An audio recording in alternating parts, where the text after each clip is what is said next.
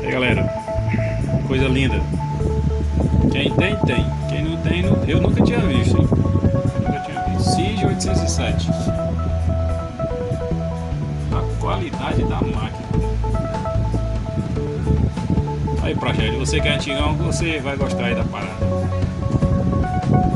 Sistema de prender agulha.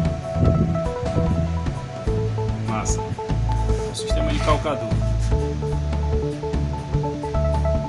Show, gente, show. Aqui ela indica que ela é francesa.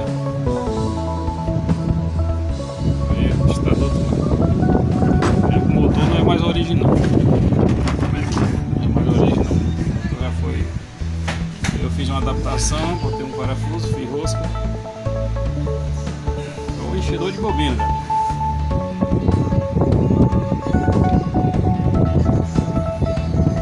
Massa, viu? Massa mesmo, maneiro.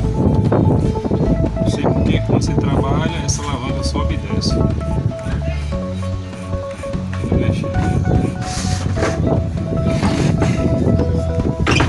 Espanha. Qualidade da máquina.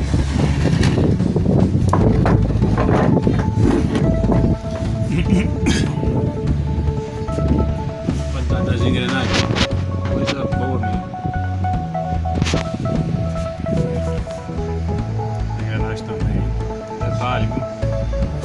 A passadeira dela é como no formato de uma caseadeira.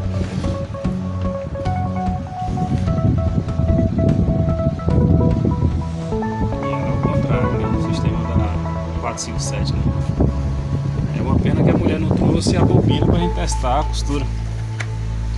Ou só a caixa da bobina. Muito boa, viu, velho? Nunca tinha visto, não.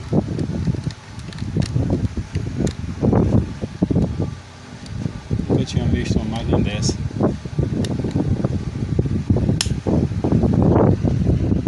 Show, cara. Muito bonito.